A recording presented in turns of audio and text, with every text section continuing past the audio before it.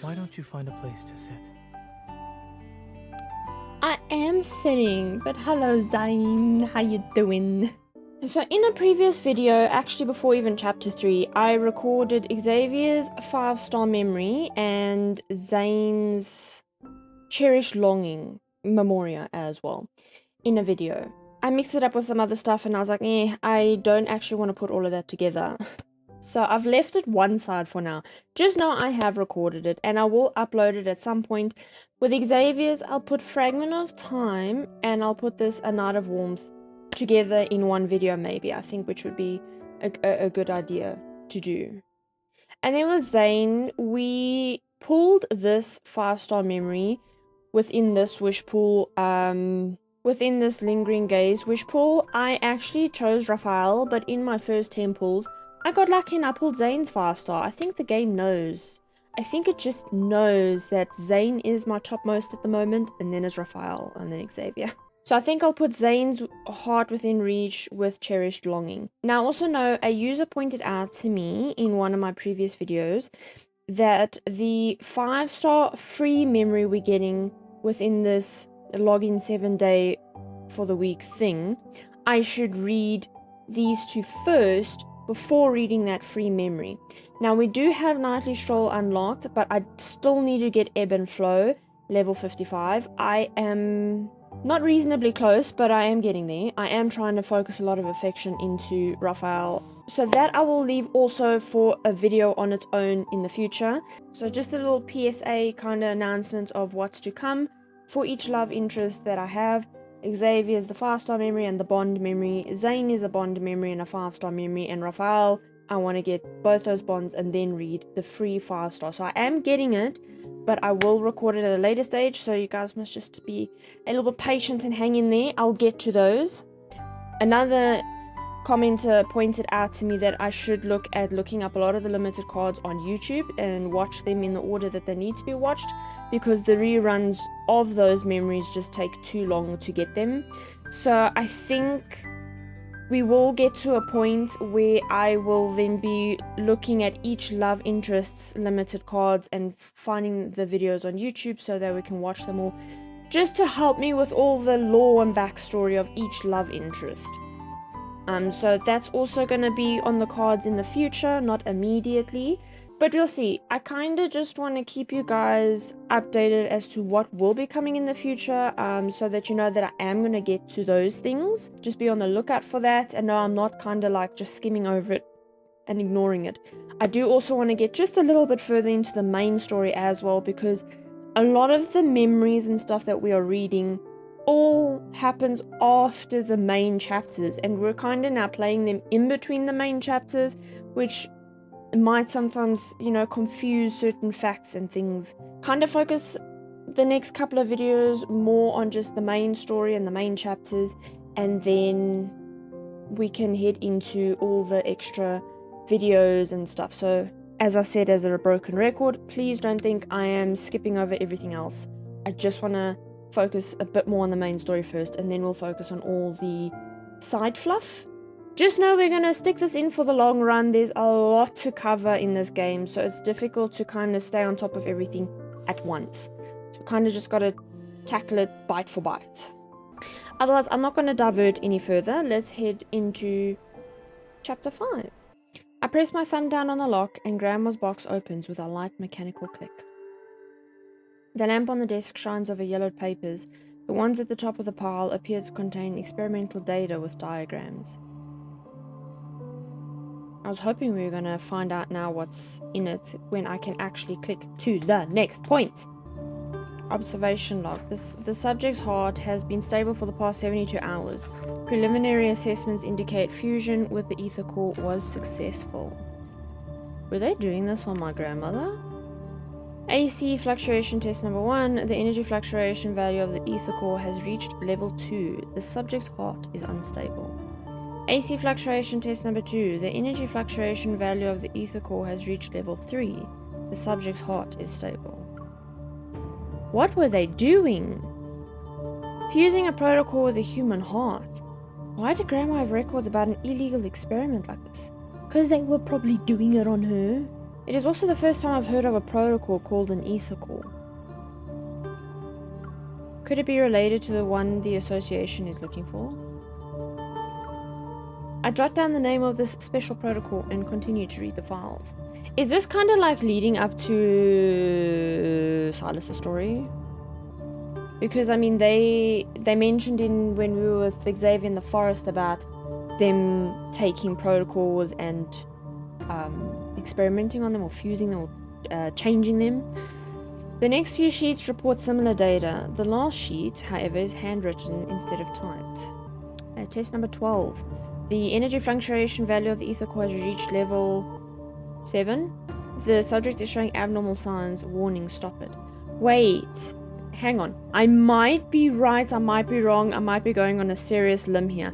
But that explosion that happened at her house, then could that be that the ether core they fused with her heart just exploded, and that's what created the massive explosion? And that's why there are so many reports around the city of random explosions happening, because people were being tested on with their hearts being fused with these special protocols. The messy red handwriting ends with 3 startling exclamation marks. This looks like Grandma's handwriting. As I read the documents, a feeling of dread fills the room. Gender, female, age 7 to 8.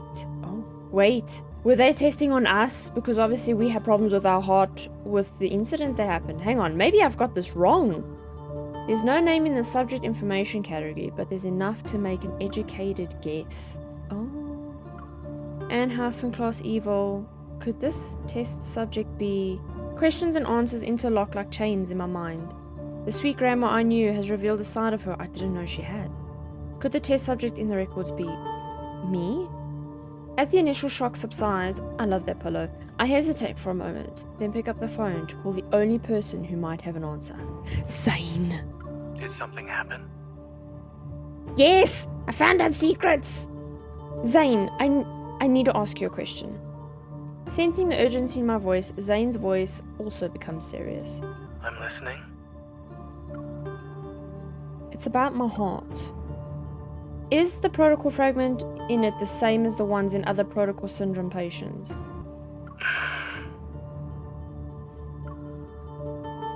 I just went through the stuff Grandma left me. The voice on the other end of the phone is silent. Zane seems to be thinking about how to respond. It certainly is a strange protocol fragment.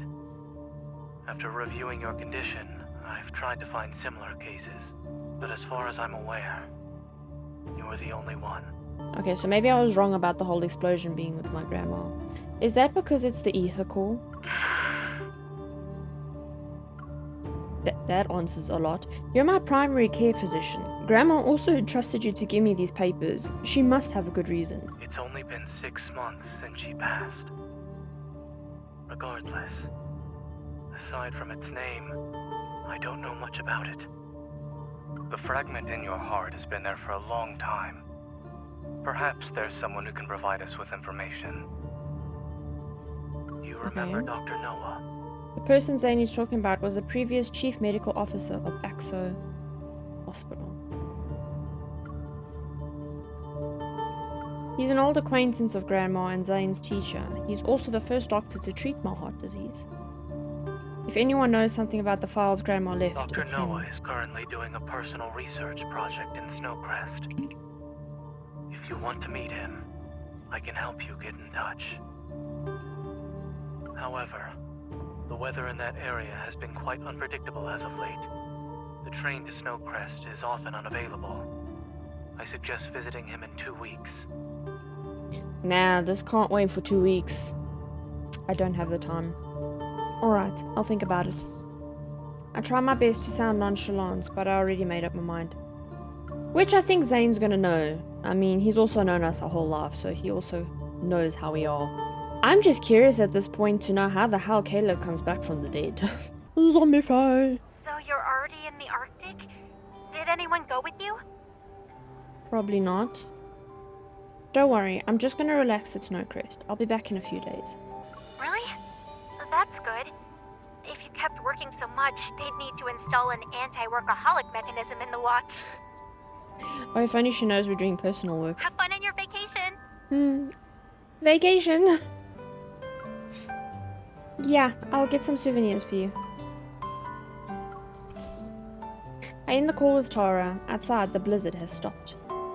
The sky appears more vivid than in other places. The dazzling blue hues cascade past the snow-capped mountains. Ladies and gentlemen, we regret to inform you that the next train to Snowcrest has been cancelled. We apologize for the inconvenience. Damn nabbit. We're currently in the middle of travel season. After hearing the announcement, the people on the platform drag their luggage back to the waiting room and grumble. After getting Dr. No's contact info from Zane yesterday, I immediately scheduled the meeting for today. Doesn't look like it's going to happen today. Watching the time tick away on my phone, I approached the counter, unwilling to give up on my journey. Excuse me, are there other ways to get to Snowcrest besides taking the Boreas Express? We still don't know if the train has been cancelled because of the weather or for another reason. For your safety, please wait. 1 cheesecake and 1 croissant, please. Thank you. Of course he's going to be there! Of course! A familiar voice reaches my ears. Surprised, I turn around and spot Zane at a cafe nearby.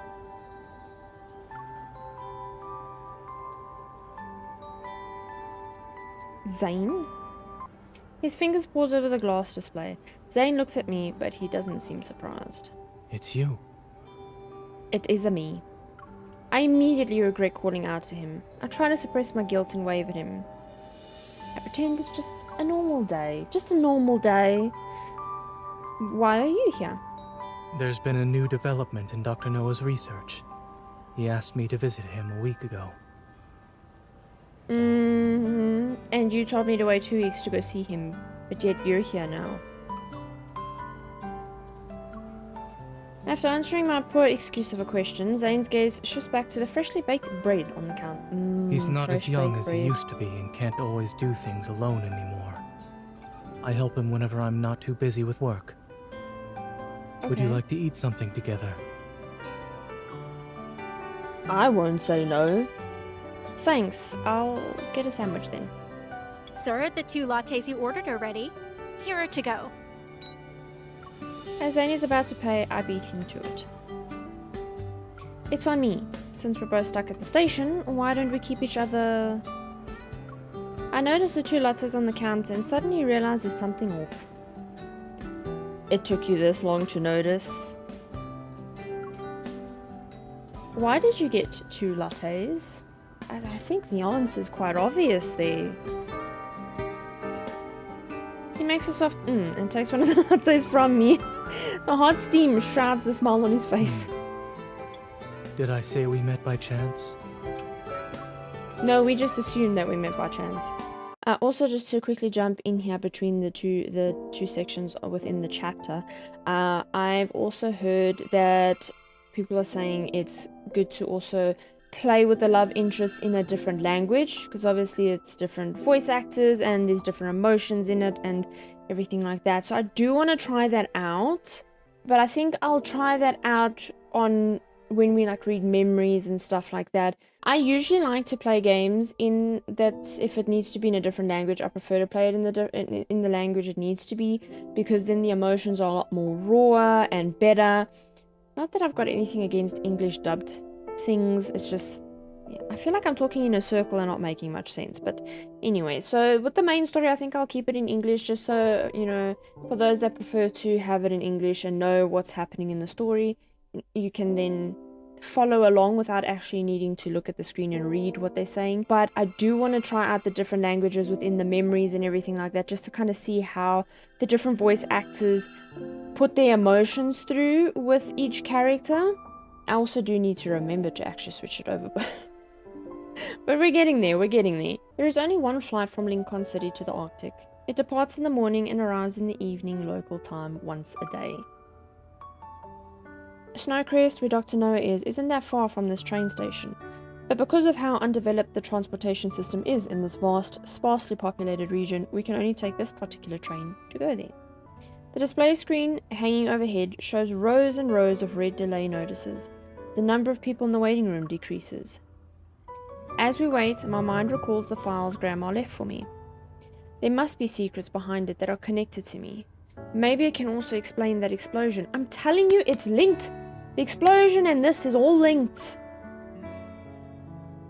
I might be wrong about my hunch, What are you but... thinking about? Oh, you know, just secrets and... secrets. Zane's voice interrupts my drifting thoughts. I force a smile. I'm thinking about what an ether core is and why it was fused with my heart. What if I'm a dangerous experiment that escaped from a secret lab? Maybe armed men in suits will suddenly appear to take me away in a few seconds. We've got a wild imagination. Zane listens to my wild thoughts without interrupting me. Well, a few seconds have passed and... nothing. Maybe you'll get your answers when we arrive in Snowcrest. Zane gently comforts me, as if sensing my fear. The protocore energy in your heart has always been stable. It can form an invisible shield to protect your heart when you're attacked. You also haven't become as weak as other patients with protocore syndrome. In other words, it's a power made just for you. So I should feel special. It was made just for me? You won't have to worry about it anytime soon. You'll live for a long time, long enough to find out the truth. I put my hand over my chest, trying to feel for anything weird with my heartbeat. Feel it. Is it there? Will the person who put the ether core in my heart want it back one day? Ladies and gentlemen, we regret to inform you that the train to Snowcrest will be delayed until 11:30 a.m. tomorrow. We apologize for the inconvenience. Really? It will be that long? I'm not surprised. We'll have to spend the night in a hotel near the station. A group of fully geared hunters rushes past us. The evil railguns in their hands are glowing blue. They're clearly charged. To be armed and... is the delay caused by wanderers? Let's get going. Heard wanderers showed up in the dispatch center. Oh hell no, we're gonna be part of this. That sucks. I wanted to see the Aurora in Snowcrest. They pick up their luggage and follow the very apologetic staff to a nearby hotel. I stay on the bench. Zane wants to get up but stops after Are glancing we at not me. leaving? Oh hell no. Those hunters are on a mission. They must have a way to get to wherever they need to go, no matter how bad the weather is. An idea pops into my mind. I grab Zane by the arm and chase after them. Let's help out! Come on! Let's go! Let's go! Come! I mean, I'm a hunter. Of course I'm gonna want to get in on the action. It gives me an excuse also to get to where I need to be. We're going into battle! The dispatch center reported wanderer sightings and the polar hunters are rushing to the scene. I've decided to grab hold of Zane and join them, hoping that we might get their help. Oh, pretty. We don't have much time. Let's make this quick. Of course, of course. Oh, so pretty. But it wants to kill me. This is dangerous. Look after yourself. They won't be able to lay a finger on me. It's your Okay, where are turn. you going? No problem. Eat this. Keep your tempo. Eat this. Me. Keep your distance, or else you'll get hurt. Dee. Okay. Watch out. Be careful. Yeah, I'm checking. It's your turn. Nope. It is weak. Now's our chance. My turn. Victory is within reach. I'm stuck! It recovered. Be careful. Thank you. Keep your tempo. Eat this. Keep your distance, or else you'll get hurt. Okay, do your Seize thing. this chance. Be Okay, let's careful. get it on. Me. I was about to dodge that. It was Let's just a do little this bit together. too Okay. It is falling apart. It's your turn. No problem. quick. Phone Go call. back to the pit you came from. Everything went well.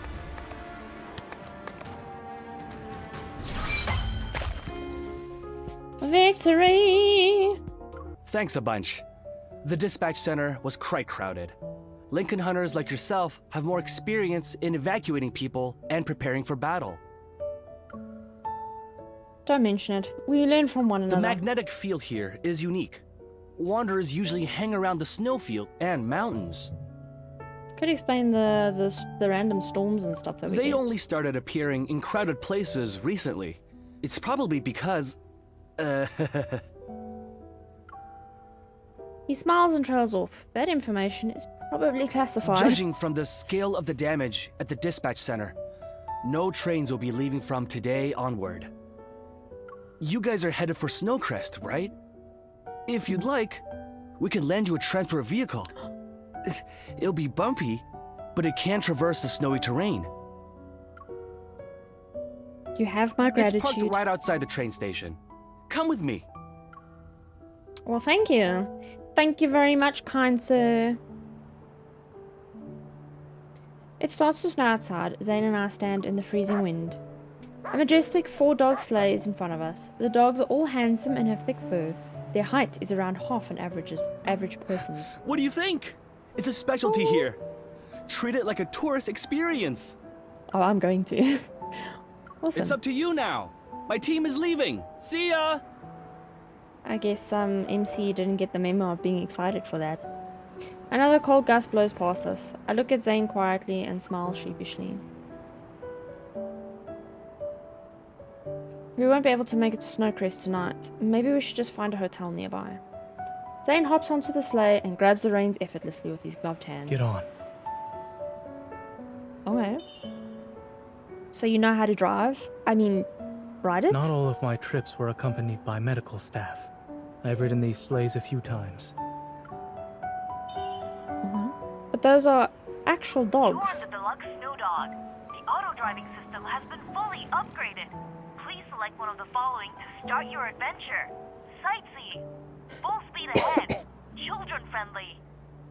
Oh, so this is like a electronic snow sled dog sleigh dog. You know what I mean. It can talk. I stumble as I board the sleigh and almost fall onto the snow. Zane grabs my arm just in time. Thank you. In the howling wind, Zane glances at me through his goggles. His voice, muffled by his scarf, carries a hint of Shall we mirth. get going?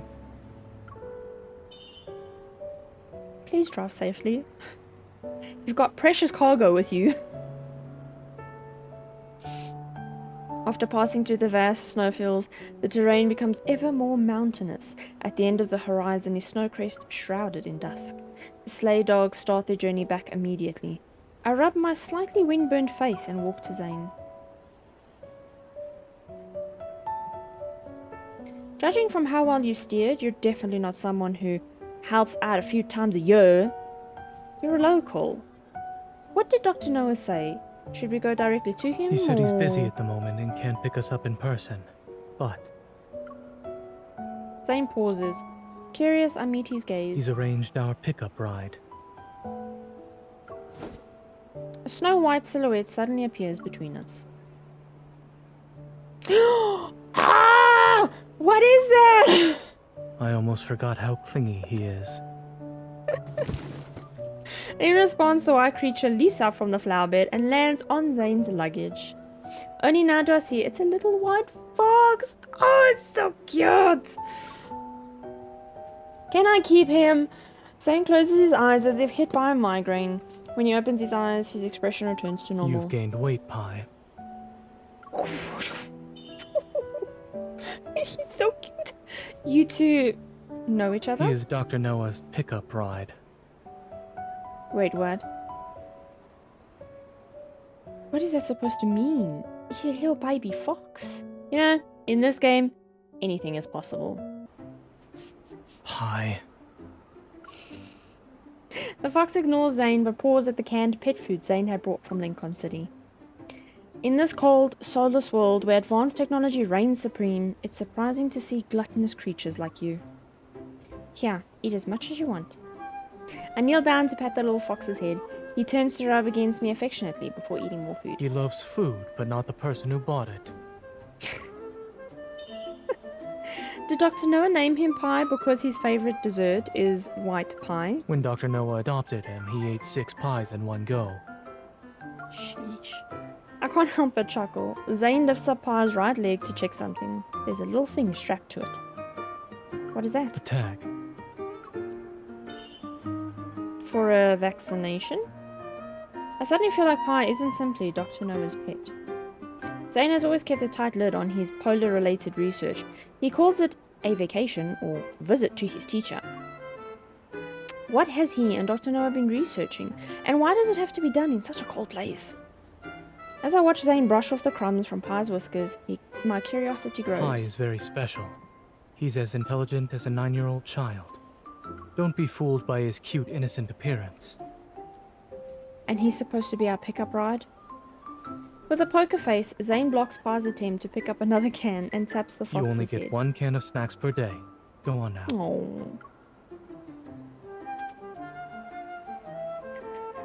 Pie leads us swiftly through the streets. It takes a while, but we finally arrive at the place where Dr. Noah lives. So it's basically just escorting us to the place.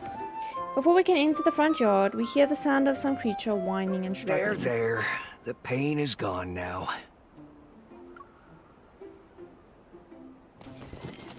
Little animals run around, stirring up snow and dirt. An old man wearing a large coat comforts the polar mink in his arms. Is he like Dr. Dolittle? Zane, what are you waiting for? Help me. 1 second. Okay. Huh? There's a hint of metaflux in the air. Is it from the mink? Before I can ask, Zane traps a bunch of black furballs scurrying about the yard with an ice cage he creates. Are there other escapees? No. I messed up my yard again. Zane catches another few animals in the same way and puts them back in their cages. Does the antagonist no longer work? Its effectiveness was shortened by a week. It seems the metaflux around this area is increasing again. Oh, hello. Long time no see.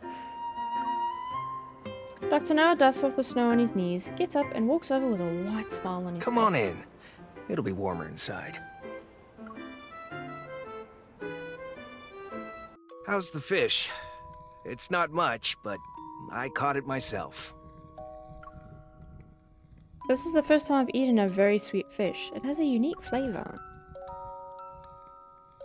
Dr. Noah is very old, so his taste buds don't work anymore.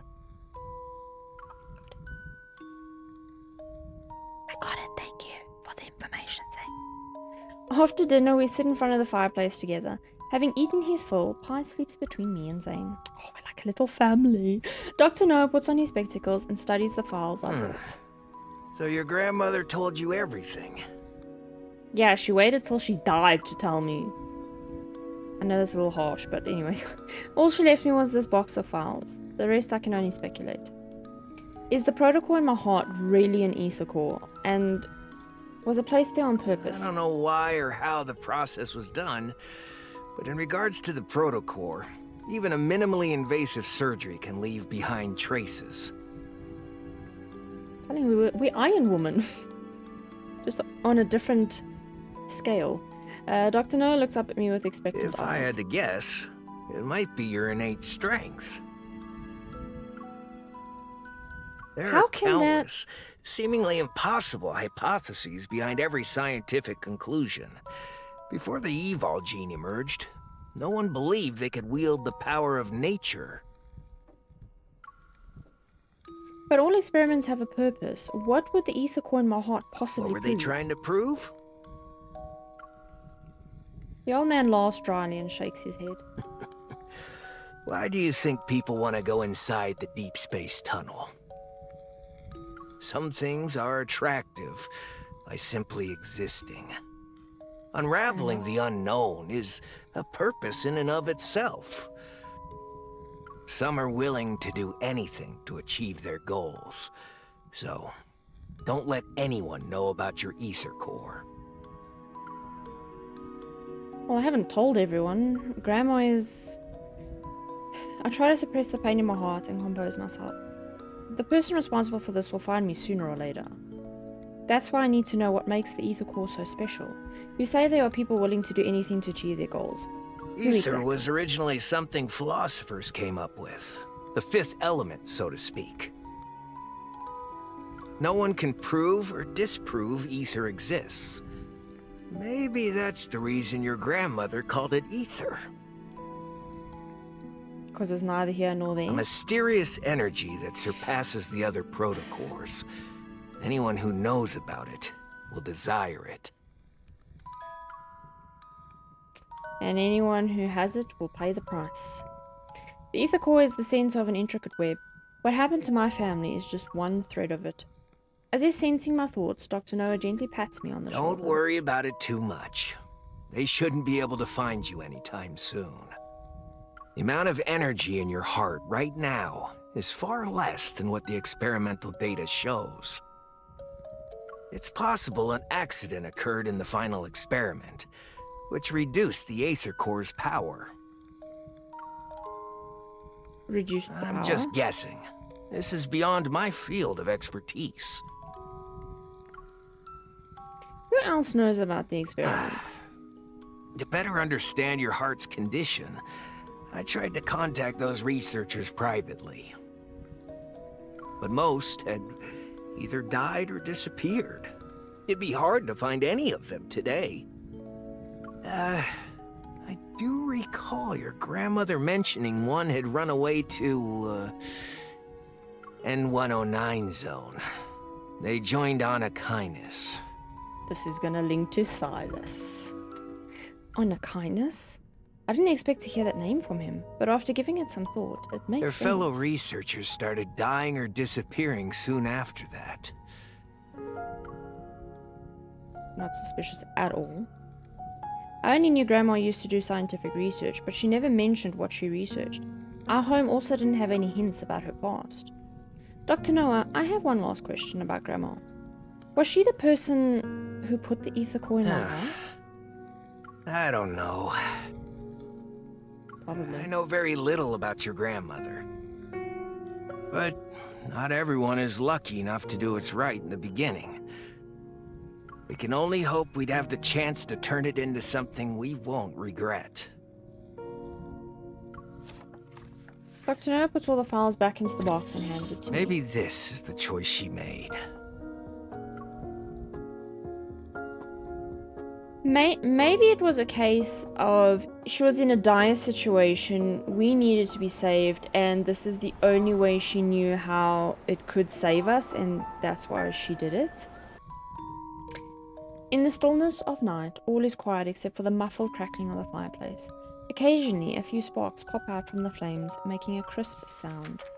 After tossing and turning in my bed, I decided to sit in front of the fireplace and go through the files left by Grandma. The ether core, energy incomparable to other protocols. Grandma knew someone might target people related to ether cores. Is that why she kept me in the dark for so long? What should I do now? While my mind is a tangled mess, I hear a rhythmic tapping sound from... I read that so wrong. While my mind is a tangled mess, I hear a rhythmic tapping sound from the French windows. As I turn, I see Zane standing there with a thin layer of snow. What is he doing outside? The Aurora? He's such a squishy! Will there really be one tonight? The weather forecast predicted heavy snowfall with cloudy skies, and the KP index is low. It's unlikely we'll see an aurora. Then why did you... When visiting for the first time, an aurora is required to make the trip worthwhile. Look, the snow has stopped.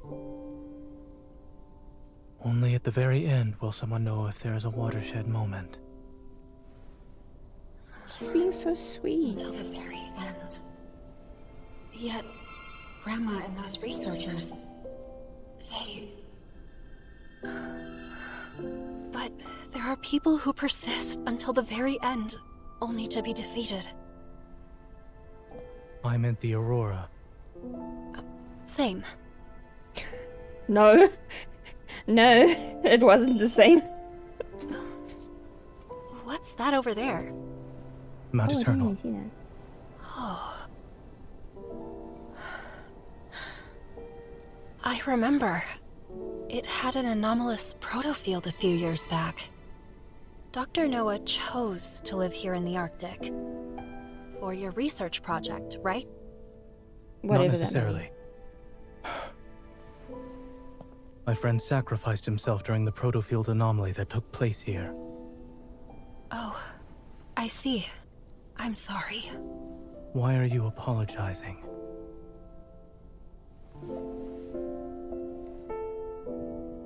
Is there more to his sacrifice? Like a secret? It was an accident. It's already in the past. Okay.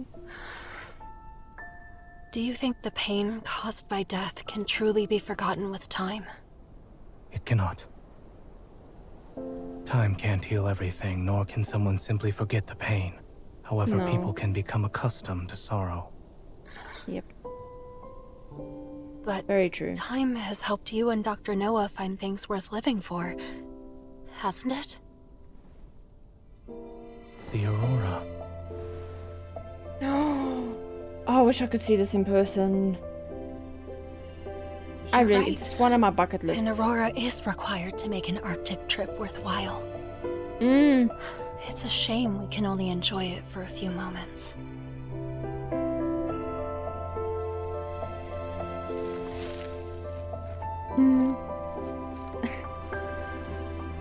If you're sad, let this stay behind to appreciate the Aurora in your place. No. You just a sweetie pie. Is that snowman supposed to be me? Are you going to stay in Snowcrest for a while longer?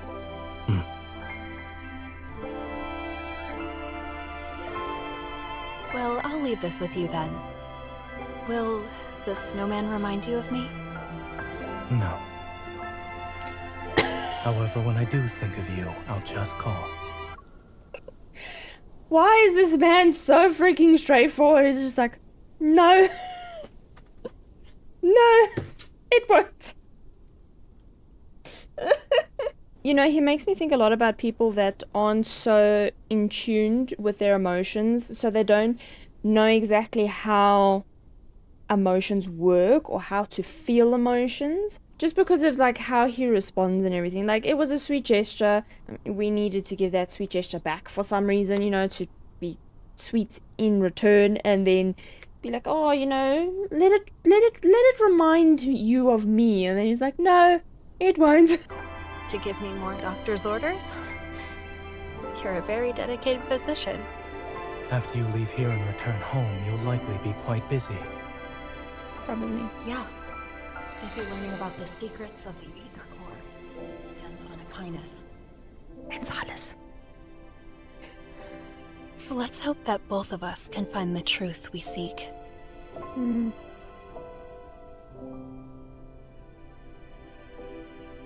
So pretty. So pretty. It definitely is a bucket list item of mine to go.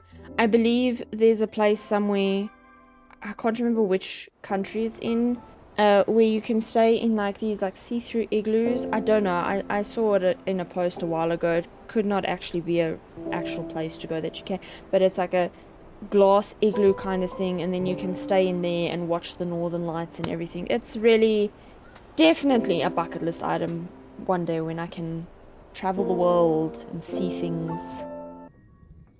I'm going back to sleep. Good night. Good night. I bid farewell to Zane once we returned to the living room. The aurora might have actually put me at ease. A wave of tiredness overwhelms me.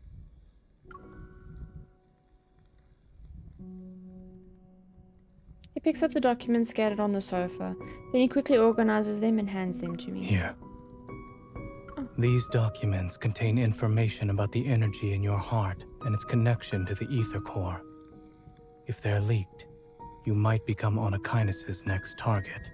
Given that we meet Silas eventually and everything, I think us becoming Onakainis' next target is inevitable. In order for us to meet Silas. I know. I should probably be saying that with a more straight face. I know. But why would they kill researchers who worked with an ether core? They want to keep its existence a secret? Perhaps they don't want anyone else to get their hands on it, as they try to obtain one for themselves. Or there are ether cores already in their possession, and they're currently trying to keep it secret. I pause for a moment and then grab the documents from Zane's hands. What is it? You said there could be ether cores in Onakanis' possession, right? I quickly flip through the documents and an idea forms in my mind. I was only speculating. No, you might be onto something. Found it. Energy at rest 3021.7 EV, is that evil? This is my heart's minimum energy output value that corresponds to the ground state of the ether core, excuse me. It dawns on me. I lift my arm and use the hunter's watch to look through the database on that protocol I found in the no hunt zone.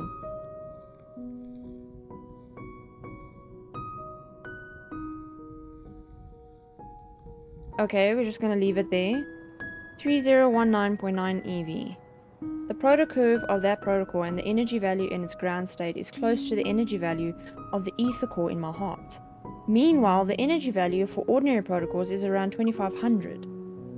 This can't be a coincidence. That protocol is a result of Onikanis using an ether core to modify it. As Dr. Noah said, the ether cores could already be in Onikanis' hands. A cheerful cry snaps me back to reality. Pi circles around me twice and curiously paws at the luggage by my It took a feet. lot of effort to get here. Why not stay for a few more days? Personally, I would, because this looks, apart from the cold, it just looks amazing. Thank you, but I want to go back home and double check something. When I have time, I'll visit you again. Then I'll stay until you beg me to leave. Great. I'll hold you to it. I called a friend. He'll take you to the train station in a bit. He's gonna be someone we already know.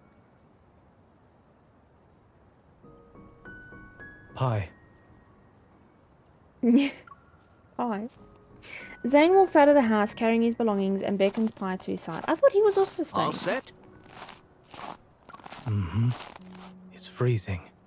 Please go back inside. Pi will be my guide. Where is he going? Zane exchanges a few words in a low voice with Dr. Noah and then walks over to me. I like what he's wearing. Very, very dapper. Stay safe.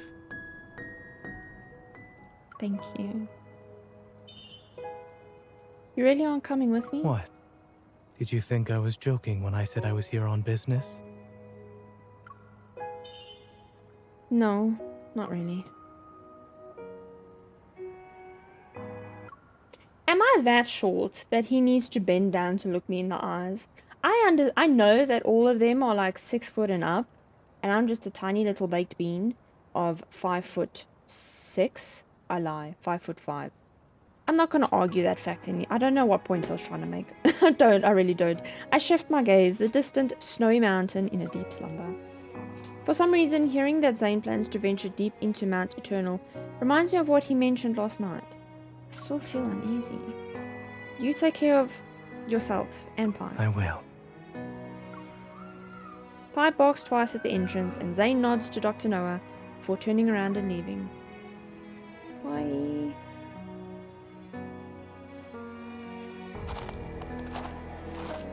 As daybreak arrives, everything else is still sleeping. His figure disappears step by step as he heads to the wintry mountain. In boundless white, he stands out like a lone stroke of black paint on a black canvas, adding a touch of depth and beauty to pure scenery. Now that is poetry right there. I blink and notice my vision has become slightly blurry. I rub my eyes and see tiny snowflakes. It's snowing again. What's this? World underneath. Okay, hang on. I first want to do the challenges. Oh, that reminds me. I need to show you guys something. So I saw this pop up. While I was searching for Love and Deepspace merch because I was looking to see if there's body pillows that I can wishlist. And I was floored when I saw it. Now it's not the only one that I saw like this. They obviously specialize it to whatever fandom it's going to. So this isn't the only fandom that has this you'll understand what I'm saying. But I found this candle that says smells like getting railed by sinus. I was absolutely floored when I saw this pop up in everything else I was busy looking at. I love it. Like, I absolutely love it. I just had to show you guys. I loved it. Okay, well, Zane's gone on a mission. We're going into fighting, so they've equipped Raphael. So let's just have Raphael. The flames of revenge burn bright. Watch Most out. definitely, yes. This one is a handful. I have faith in us. This teamwork thing is going great. We're the You think best. so? Na na na na na na. Yeah, I hear you. Good job. Stay alert.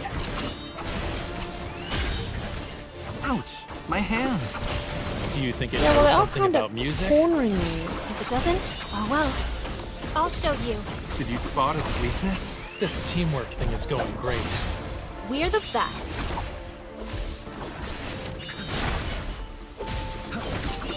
My turn. It's almost over. Don't let it get away. I'm getting better You were at too dodging close on to the it. right time. What do you mean I was too close? I didn't even get hit. Stay alert. 3, 2, 1, dodge. Thank you for that countdown. Bonus. This teamwork thing is going great. Here's our chance. Not even a challenge. Now! Ouch! No. My hands! Sorry, buddy. Why are you so far away? Oh man. You Yeah, 'cause recovered so my- fast. Can we focus on this one, please? Because I'd like Do you to. think it knows something about music? If it doesn't, oh well. Stay alert. I want to use. You were No. pathetic. I was just warming up. Trust Okay, me let's on use this. it on that one. Of course. Not even a challenge. This teamwork thing is going great. Here's our Should have chance. probably broken his shields first. You won't escape. Hang in there. Oh, Stay thanks. alert. I was about to dodge, but then I got distracted.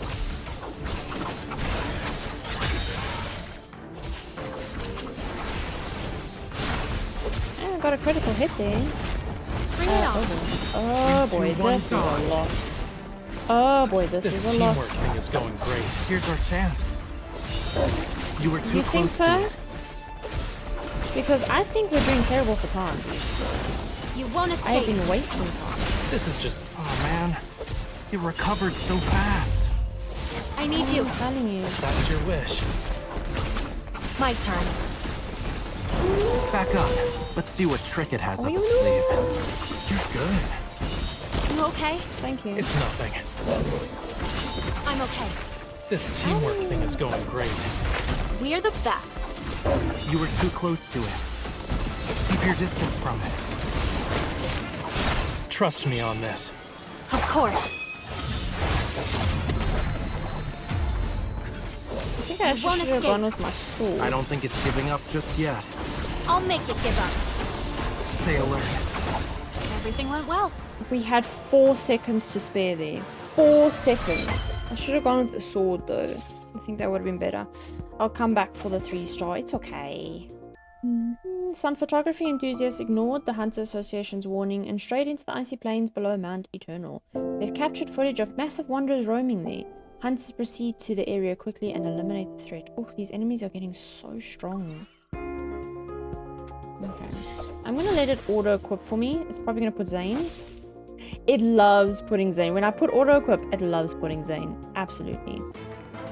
The battlefield is ever changing. Don't underestimate it. Keep your distance from it. It was just a scratch. My turn. I'll show you. I picked the wrong Victory sword. is within reach. Keep your distance. Let's go. Okay. It is falling apart.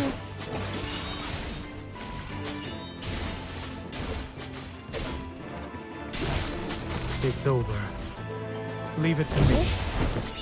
Oh, that was too far away. Idiot.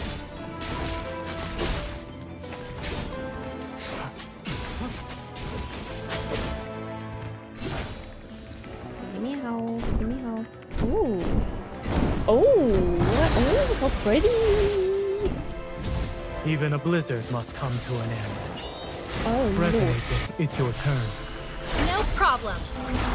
Don't rush. Resonated with you. Let's see what it's up to. Offense.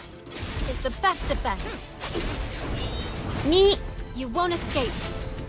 Seize this chance. Make sure to dodge Yeah, the hang on. attack. Hang on. It's Yeah, your because we turn. first need to break the shield. It is weak. Now's our chance. Come And closer. yeah. Let's call Owie! it a day. I was trying I'll give to it a make taste of our it go strength. closer. Something hit me though. Damn. Okay. My turn. It recovered. Be careful. Ooh! Let's Okay. go. Okay. That was a fail. I should have waited for it to Things are land. getting more challenging I'm now. stuck. My turn. Safety first. Dr. Zane. Fall back. Oh Lord. Keep your distance from it. Keep your tempo. Eat this. Oh, did he? Here it comes. Leave it to me. Let's go. Okay. Go back to the pit you came from. Keep your distance, or else you'll get hurt. What if I'm behind Be it? ready for its next move. Bring it on. Proceed with caution. What the?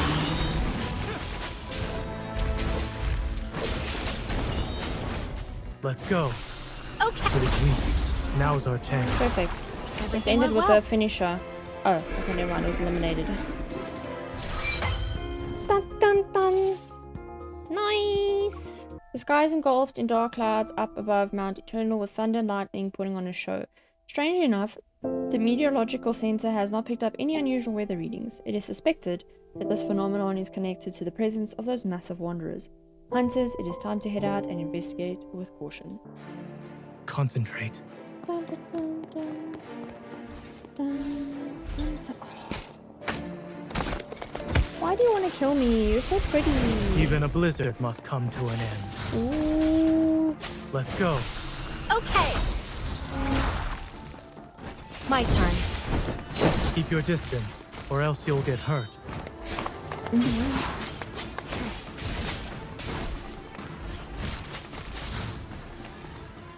Off, it's your turn. It is weak. Now's our chance. My turn.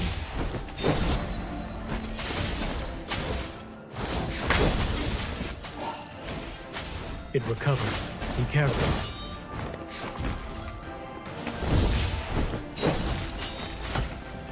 Keep your distance, or else you'll get hurt. Let's go. Okay. You got a boss. Leave it to me. Go back to the pit you came from. Seize this chance. Yeah, wait. Yeah, now we can It's do your it. turn. Come on, let's do that. Now's our chance. Okay. Let's call it And a then let's do day. that. I'll give it a taste of our strength. Victory is within Okay. reach. Nice. Bring it on. Do Zane. It recovered. Be careful. Okay, I'm careful. Stay Oh safe. Lord. Don't get distracted. Ooh, that was a cool Bring it on. move. It's your turn. No problem. Keep your distance. You should keep Leave your it to me. distance too, man. Go back to the pit you came from. Let's go. Okay. It is weak. Now's our chance.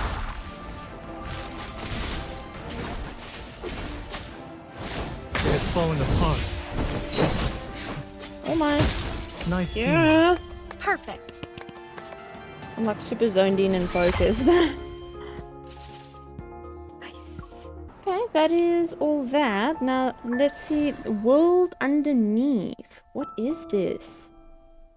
Is this part of this chapter? There is so many. Oh lordy lord. Stepping into the shadows of the streets and alleys, the world underneath unfolds. How to unlock. Meet the requirements to unlock side stories in World Underneath. 2. Stories should be read in order. While reading, you can use the progress bar at the bottom to quickly jump to unlocked sections. While reading, you can swipe left or right to turn the page. You can also use the back or next buttons. After reading all stories in a chapter, you can claim rewards. Okay. So what are the... okay. So they only unlock at certain points. Oh, okay, well... Yeah, so let's head into the first one. The one left. Someone knocks. Someone knocks. Zane opens the office door to find William's girlfriend, Sienna, standing outside. She manages a pale smile and holds up a box. This is for you, Zane. A martyr's badge sits inside it. It's very conspicuous on the velvet cushioning. It reminds Zane of the spilled blood that night at Mount Eternal. Zane is silent for a moment before he steps aside to let her in. I've been thinking, but I just can't accept it, Sienna says as she sits across from him. She cradles a cup of hot water in her hands.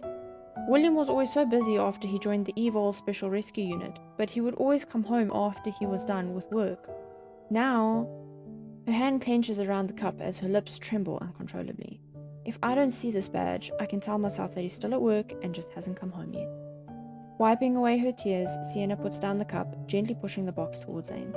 Keeping this with me will only serve as a constant reminder that my William will never return. I can't take it anymore. Zane's expression becomes more solemn. After a while, he nods, opens the drawer closest to him and puts the box inside. Sienna bows and says, "Thank you." As she prepares to leave, she glances at the swaying tree branches outside. William told me that you and Dr. Noah would return to the university together every year during first-year admissions. He was always too busy to go. Zane, if you see Dr. Noah this year, please tell him William said hi. Review. On the first day of school, Dr. Noah is already waiting at the entrance to Skyhaven University. The soon-to-be retired professor stands as straight as a pine tree. "Good morning, Dr. Noah." At Zane's greeting, Dr. Noah smiles. He turns and pats Zane's shoulder. It's just the two of us this year. Will was too busy, and now you are too. I wonder who'll come with me next year." His expression changes as he sighs. That boy, Carter. Never mind. "William sends his regards," Zane says. "I'll also accompany you every year from now on." "That's nice to hear, but nothing is more important than the patients," Dr. Noah says. The two of them enter Skyhaven University and head to the auditorium. Many students are going the same way. Still wearing the innocent excitement of being newly admitted, their steps are lighter and faster than Dr. Noah's and Zane's. Soon enough, they get ahead of the crowd and disappear. The two push open the main door of the auditorium to find several seniors setting up the venue. A banner reading 47th First Year Medical Student Oath Ceremony hangs above the stage. Seeing Dr. Noah and Zane approaching, a smiling young man with a staff badge around his neck jumps down from the ladder, runs toward them and bows. "Hello, Dr. Noah. I'm new. I heard from my seniors that you'll also be here for the oath." "I'm here to reminiscence," Dr. Noah replies, then turns to Zane. "This is your senior, Zane." The young man looks surprised. "You're the legendary 35th academic guard that we all pray to before exams, and now I get to finally see you in person. Many of us look up to you as a role model, me included. Can I take a picture with you later?" Zane is taken aback by the request, but eventually nods. As they talk, soft but solemn music begins to play in the auditorium. A large number of first years enter the hall in an orderly manner, standing and waiting for the ceremony to begin. The young man bows to them again and goes to the back of the stage to adjust the microphone. Dr. Noah takes a step back, making way for a new few students to pass by. "I will have the utmost reverence for human life, maintain a sense of duty and dignity in practicing medicine, and adhere to good medical standards." The oath begins. The newly admitted medical students look on with determination. Their eyes sparkle under the morning light. Dr. Noah looks at Zane, recalling how many years ago he watched this man participate in the same ceremony. As a first-year student, Zane was younger than everyone else. His presence alone made him stand out. When he raised his hand to take the oath, his composed and steady demeanor made Dr. Noah wonder how far this young man could go in the field of medicine. The oath ceremony ends. The students, imbued with the responsibility and honor of taking the oath, leave one by one. Dr. Noah leads Zane to the cafeteria through the excited crowd. William and Carter were like this too. Dr. Noah can't help but get caught up in the moment. He shakes his head and changes the topic. "Never mind. I heard the cafeteria has sweet and sour ribs today. Do you want to grab a bite?" Zane smiles. "All right." Near the end of the cafeteria is the towering research building. 3 students wipe their mouths, run past them, and mutter about their bacteria being dead. Startled sparrows fly over their heads from the treetops. Dr. Noah looks up at the building, lost in thought. Zane, have you heard of the rumor? The ghost in the office? Zane frowns, a little exasperated. These kinds of unscientific rumors are everywhere in the School of Medicine. Indeed, Dr. Noah says. His gaze lingers on Zane for a moment before he chuckles. I wonder who started it. Heart. It was probably in the year 2040 when the main cafeteria of the university had just been renovated. Dr. Noah got his soup and chose a place to sit. His phone vibrated twice. It was a message from the dean of the medical school. I read the report Zane submitted. The theoretical model is quite good. A lot of students have tried to explore the uses of protocols before, but their ideas were limited by the methods. They couldn't fully understand it either. I can't say for sure that Zane will make progress, but his report makes me feel this approach is worth trying. Then there was another message. Your student has great ideas and seems to be quite bold.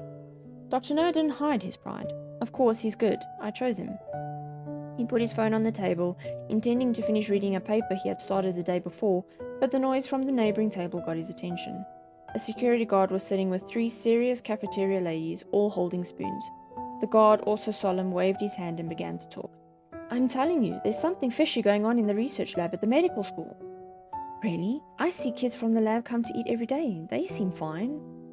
The problem is in the research lab. The security guard knocked on the table, speaking with an air of mystery. I'm telling you, when I went on patrol on Monday... What happened? You know a lot of people stay late in the research labs there. It's not a big deal. I just remind them to lock the doors when they leave. But on Monday, I saw everyone leave. When I was locking up, I heard... Heard what? I heard this swishing sound. It scared me half to death. I couldn't even figure out what it was. Are you sure you didn't just scare yourself? There must have been a student still in the lab. I thought so too, so I checked again. But there was no one. Really? Yes, really. I looked everywhere and I couldn't see anyone. I was about to turn off the lights and leave when I thought I heard a voice. But you said there wasn't anyone. That's why I said it's totally abnormal. You guys have no idea just how many skeletons are in the research lab. What if one of them came back to life? Oh, stop saying nonsense. The cafeteria lady stood up with furrowed brows and returned to their stations. Losing his audience, the security guard prepared to leave. He turned around and saw Dr. Noah looking at him. Dr. Noah, I said what I said, but I don't think there's anything wrong with the medical school. He smiles. Dr. Noah waved his hand, signaling the guard not to worry. At the front of the cafeteria, Zane had gotten his meal and was trying to find a place to sit down. Seeing him, Dr. Noah beckoned Zane to sit next to him. Dr. Noah, we can proceed with the next experiment tomorrow, Zane said. Those were the first words out of his mouth after taking a seat. Stick to your plan. Dr. Noah didn't ask for more details. He had been closely following this project. He knew Zane never slacked off for even a second and had double-checked, triple-checked the data. He understood the importance of this project to Zane and trusted that he had it under control.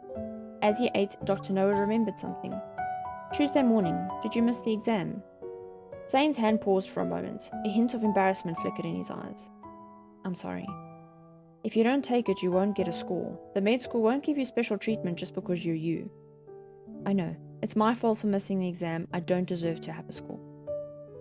Zane, Dr. Noah said, looking at the faint dark circles around his student's eyes. I know you're taking this project very seriously and you're committed to your studies, but don't wear yourself out.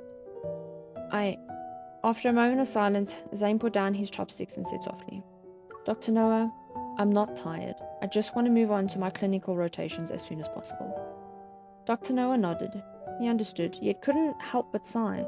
This child was too mature for his age and carried too much on his shoulders. He wanted to say something to comfort Zane, but in the end, he said nothing. Thursday night, Dr. Noah stepped out of the research lab. He greeted the patrolling security guard and was about to leave when he saw the lights were still on in his office. It then occurred to him that a few days ago, he had given the keys to Zane, allowing him to access the research reports he had completed several years ago at any time. Through the glass, he scanned the room for a moment before spotting Zane. Zane was sitting behind a human model reading a paper. The security guard didn't see him, so he turned off the lights and locked the door. Zane looked up in the darkness.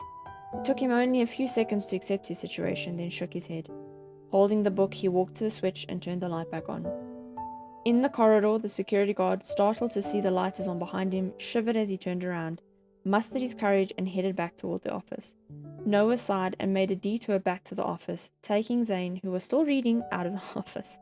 Walking with Zane to the entrance of the research lab, Noah thought back to the first time he saw him at the oath ceremony. He had mentored many students. Among them were many who were as hardworking as Zane. They all got into medical school because of their dreams. Looking at Zane, he remembered a rumor he heard. I heard your parents are also doctors. You chose the medical field to follow in their footsteps, right? Zane smiled. Yes, even the bedtime stories they told me during my childhood were about the hospital. Most of the things at home that I could use to kill time were medical textbooks too, so I was influenced by them. Is there another reason? No. That was too quick of a response. Besides, the way you're obsessing over this doesn't seem like there's only one reason. Zane was quiet for a long time, the sound of his footsteps carried away by the wind. Just when Dr. Noah thought Zane wouldn't answer him, he spoke up. It's also because of someone. Dr. Noah kind of expected that. He stopped walking around and turned to look at his student. He stopped walking and turned to look at his student, who rarely opened up about his feelings. He saw Zane standing alone in the first snowfall of that winter. I don't want to be incapable of doing anything again when I become a threat to her. Why would he become a threat to her? Interesting. A few days later, Dr. Noah received a call from the dean of the medical school. He sounded displeased. He massaged his temples as he went to the dean's office. As soon as he opened the door, he heard a quiet voice ask, "Why did you destroy your part of the experimental data, Zane?" Zane stood in the middle of the room, silent and expressionless. Sure, it doesn't affect others, but it could have helped this project achieve its purpose faster. The dean stepped closer to Zane, his fingers tapping on the desk. There was more frustration than anger in his voice, the kind that came from a fellow researcher. I remember you worked hard in the lab for weeks. Did you think about how erasing your data means all your efforts have gone to waste? I know it wasn't an accident. Explain yourself. Behind Zane, his senior lab mate Carter started to speak. As long as we're quiet, boy, Dr. Noah pushed Carter behind him. I'll handle this. Let the students go first. Thank you, Dr. Noah. Zane walked over to the flower bed and sat down next to Noah. He chuckled at Zane's thanks. I told the dean about you wanting to leave the group too. If you really want to thank me, write fewer negative comments about me in your dissertation acknowledgements. You're very brave, Zane. Worried that the dean's words might affect him, Dr. Noah added. Not everyone is willing to abandon research they've put so much effort into. Dr. Noah, this project is about the application of protocol energy in interventional cardiology procedures. But during the experiment, Zane closed his eyes and shook his head. He took out the only remaining image from his data and handed it to Dr. Noah. The picture was a heart that was mostly covered in black crystals. To be more precise, it looked like a human heart beating and growing out of black crystals. Damn. The plot thickens! Dr. Noah's thoughts returned to the autumn of 2047. The students, having just attended the first year oath ceremony, finished their meals and are about to attend their first class at Skyhaven University School of Medicine. He and Zane have also finished eating and are taking their trays back. Still savoring his meal, Dr. Noah walks out of the cafeteria with Zane. The sweet and sour ribs this year aren't great, but no matter how bad the food is, I always want to eat here when I come back. Once I retire, I'll leave Lincoln City. At the front gate, Dr. Noah turns around and pats Zane's arm. When you're free, I'll take you to a restaurant near my home. The food there is delicious. As soon as he finishes speaking, his phone rings. Glancing at the call ID, he sighs. And that's why doctors should never say they're free. Then with a serious expression, he starts walking away to answer the call. Dr. Noah, I'll drive you back to the hospital. After the call ends, Zane walks with him to the parking lot. As they pass the flower bed outside the research lab, Dr. Noah remembers something important. Have you visited her? Zane pauses, then he says, Not yet. Are you afraid? No, he shakes his head, his voice steady. Dr. Noah gets out of the car in front of Axel Hospital. He watches as Zane drives away. When he disappears into the traffic, the elderly doctor slowly turns around. For some reason, that kid always feels surreal. It feels as though, despite standing in the crowd, he would never be a part of it. He remembers that night when a single light glowed in the campsite during a blizzard in the Arctic. He remembered the lonely figure leaving in the cold wind the next day when the experiment's data was destroyed. Perhaps the path the young man walks has only heavy snow and level ground. He's destined to walk alone. As his teacher, Dr. Noah can only hope that one day a fork in the road will appear before the young man, offering him tranquil respite. Interesting. So that revealed some, but not everything. Oh, okay, so this is what they mean by you can jump ahead. Which obviously I don't want to, because as they said, it's best to read these in order. So we will patiently wait until we unlock the next one, which is chapter 611. They mentioned evolvers in one of the cases. It reminded me of you. What do you mean? Snooze anxiety. There's an entry about snooze anxiety, and I happen to know a doctor who's always burning the midnight oil. Pulling all-nighters doesn't mean I'm not getting enough sleep. My sleep quality after night shifts isn't too bad. Meanwhile, there's someone I know who doesn't have a regular sleep schedule during missions.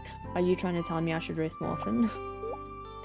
Actually, I have a few more questions. Since evil is powerful, it can backfire on itself. Isn't it similar to when your arm got frozen after we defeated the Wanderer at the hospital? Oh, that was different. Don't worry about it. It seems like you've lost control of your evil before.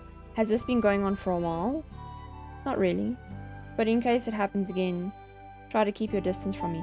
Is this maybe what he meant by saying he might bring harm to us? Because his evil kind of backfires and then he might end up hurting someone around him? Oh, while Zane's here, let's do the palm. What do you want to show me? I also love Zane's reaction to this because of Something how really good. This is one of your tricks again. I didn't say I wouldn't look. Because I like how he grabs our hand and puts Now it that there. I'm closer, I can see it clearly. It's nice. Thank you. And then we can give him a gift. Or he gives us a gift. me I your don't hand. know. He gives us a gift. You're hesitating.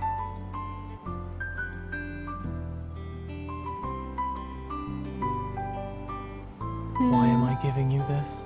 The answer is right in front of you. Another chapter done in Love and Deep Space. We're almost finishing with like the main bulk of the chapters before we can finally head into the next, all the little sub chapters and unlock the other two men. Just a reminder that memories and stuff is going to just take a little bit of a backseat for now so that I can just focus on finishing the main story so that the memories and stuff start making a little bit more sense than what it actually does at the moment. Because in the main story, we're still like acquaintances with all the men, but yet when we read the memories and go on dates and stuff, we're extremely very close and dating them. So just bear with me, let me get the main bulk storyline out of the way and then we can focus on all the extra stuff on the sidelines, and then I'll do like separate videos on each love interest and separate stories and all that, and kind of just structure it as best I can in that sense. It's exciting, it really is exciting. There is still actually a lot to be done and to be looked at and everything, so we've got quite a lot of content that we can look at for future timeline wise, which is exciting. I can't wait to get into more of the lore of understanding each man and understanding where they come from and how it brings us closer to them and understanding them better and all that jazz. But I am going to leave that video here. On that note, you guys know the drill. Like and subscribe to my channel. It helps my channel a lot. It helps get my algorithm out there to push my videos out to more people. So I do greatly appreciate any interaction with any of my videos on my channel. I suck at outros. But anyways, I am going to love and leave you guys there. And I will see you guys in the next one. Bye!